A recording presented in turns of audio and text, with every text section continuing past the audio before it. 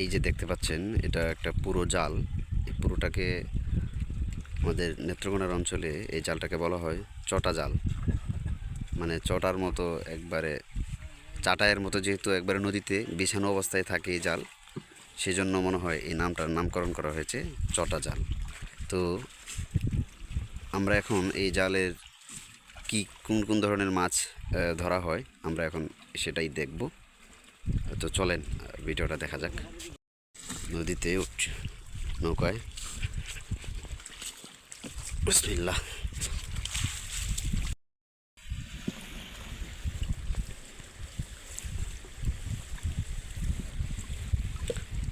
আমরা এখন একটা চমৎকার দৃশ্য দেখব। সেটা হচ্ছে গ্রামের নদীতে মাছ ধরা দেখছি, একটা জাল উঠাচ্ছে এখন। তো ওয়েট অ্যান্ড সি, আপনারা আর কিছু অপেক্ষা করলে হয়তো আরও চমৎকার একটা দৃশ্য দেখতে পারবেন। মাছের প্রাকৃতিক মাছের কি খেলাটা আপনারা দেখতে পারবেন। আমি ভিডিওটা একটু ক্লোজ করছি। এই যে ওই পাশে দেখতে পাচ্ছেন এগুলো, এই যে ইয়েস, বল মাছ, একেবারে নদীর মাছ। ওয়াও, ও নো, একবারে একবারে ফ্রেশ। এই যে আপনাদেরকে লাইভ দেখাচ্ছি, কি চমৎকার। ও শিট, বল মাছ দেখতে পাচ্ছেন, বল মাছ, বিভিন্ন প্রজাতির মাছ আছে এখানে, পুঁটি, বোয়াল, রুই, কাতলা, অনেক কিছুই। হ্যাঁ সমস্যা নাই, বড় আমি গোসল করবো।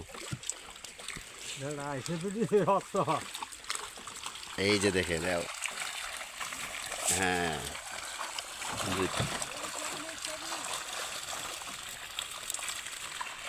এই যে দেখা যাচ্ছে। এই যে দেখেন এই মাছগুলো একটা টানের মাছ, মানে আসলে অবাক করার মতো। এখন জাল থেকে ইয়াতে নেওয়া হচ্ছে ট্রায়ে। বাহ, চমৎকার একটা ভিডিও দেখলাম আমরা। এই যে নদী, এই নদীর মাছ, এই যে নদী, এই নদীর এখানে একটা ছোট্ট একটা মোহনা আছে। এই মোহনা দিয়ে এই যে মাছগুলো ইয়াতে নেওয়া হয়েছে। ঠিক আছে, আজ পর্যন্ত এখানেই শেষ করছি।